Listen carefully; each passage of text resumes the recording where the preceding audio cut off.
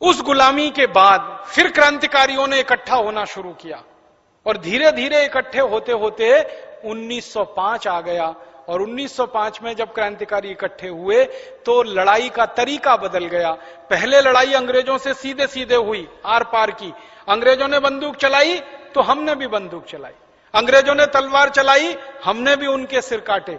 1857 में लड़ाई ऐसे हुई। 1905 में लड़ाई का तरीका बदल गया।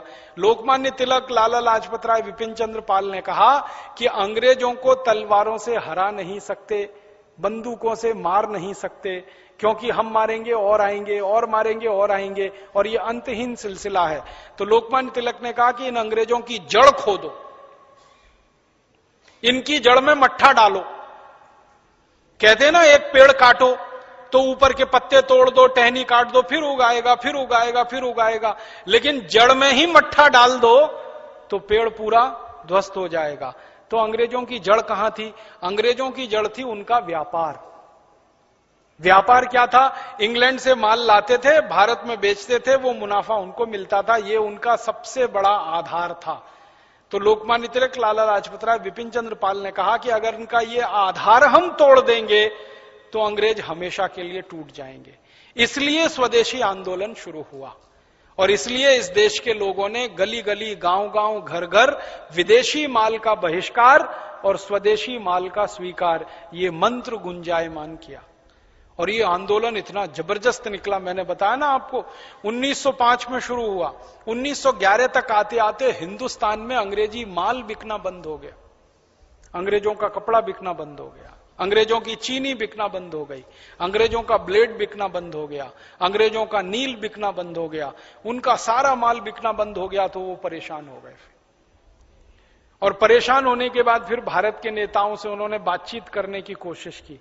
एक बार भारत के नेताओं को झांसा दिया, आप जैसा कहेंगे हम वैसा करेंगे, लेकिन आप बहिष्कार मत करवाइए। तो विपिन चंद्र पाल, लाला लाजपत राय ने कहा आप पर भरोसा नहीं, अंग्रेजों पर भरोसा नहीं।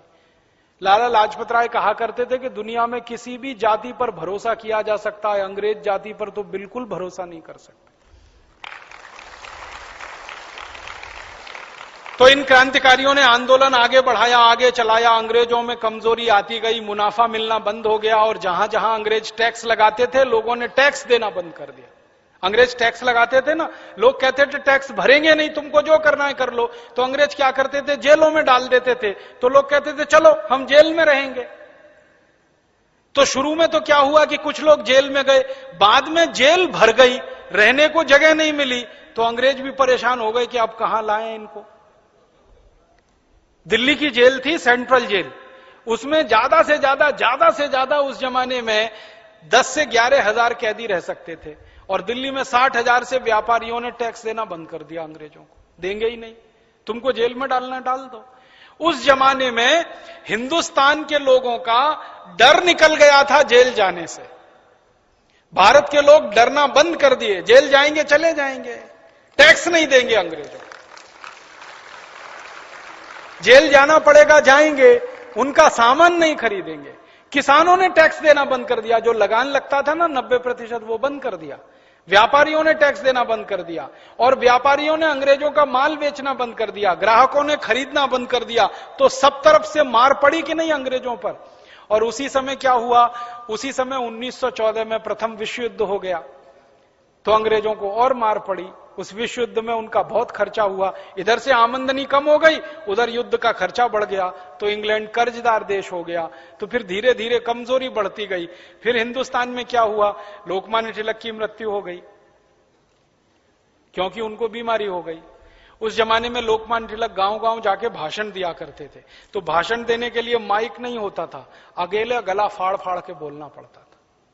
आपको मालूम है बोलने में बहुत ऊर्जा खर्च होती है। पूरा गला खराब हो गया था लोकमान्य तिलक का, फेफड़े गल गए थे, टीबी हो गई उनको, और 1920 में उनकी मृत्यु हो गई।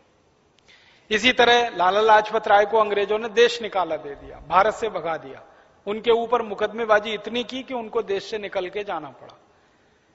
लेकिन भगवान ने फिर क्या किया? लोकमान्य तिलक, लाला लाजपत राय, विपिन चंद्र पाल का जो लीडरशिप था ये टूट गया। उसी समय गांधी जी आ गए और ये जो इनके कार्यकर्ता थे 1,24,00,000, गांधी जी ने इन्हीं कार्यकर्ताओं को अपने साथ लिया और उससे भी बड़ा स्वदेशी आंदोलन शुरू कर दिया। गांधी जी ने एक कदम आगे बढ़ के क्या किया कि हम विदेशी कपड़े की तो होली जलाएंगे, खुद अपने हाथ से चरखा काटकर सूती खादी कपड़ा बनाएंगे और वही पहनेंगे।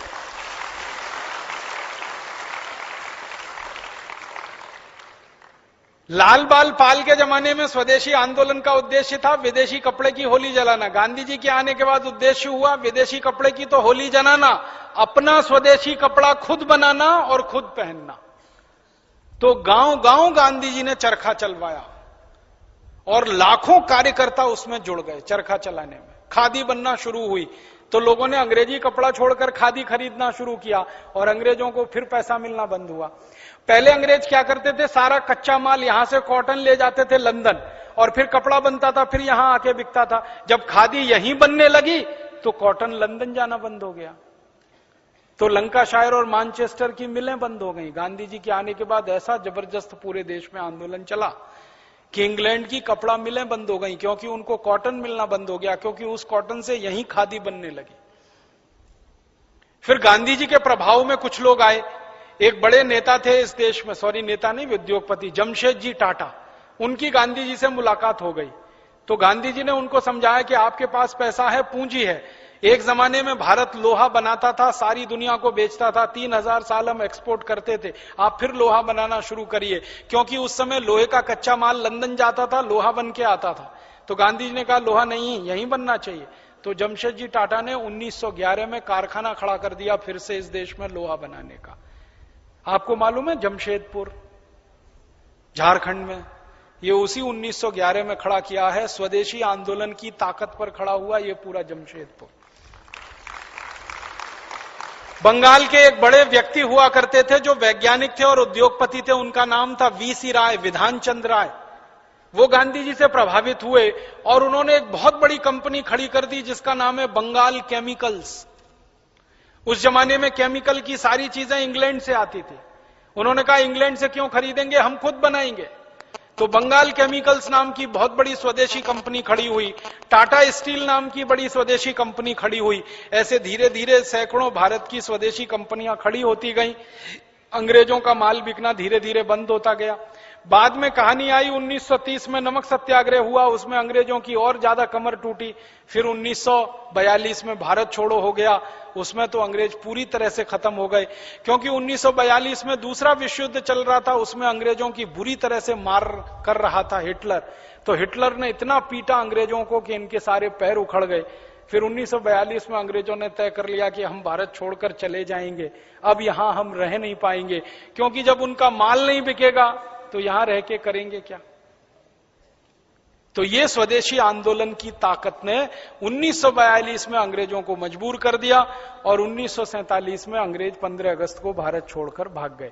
ये कहानी स्वदेशी आंदोलन की। तो इस कहानी को इतने विस्तार से मैंने क्यों सुनाया, ताकि आप इस कहानी को दूसरों को सुना सकें। हम जब लोगों से कहेंगे ना स्वदेशी की बात करेंगे, स्वदेशी का आग्रह करेंगे, तो लोग पूछेंगे भाई क्यों।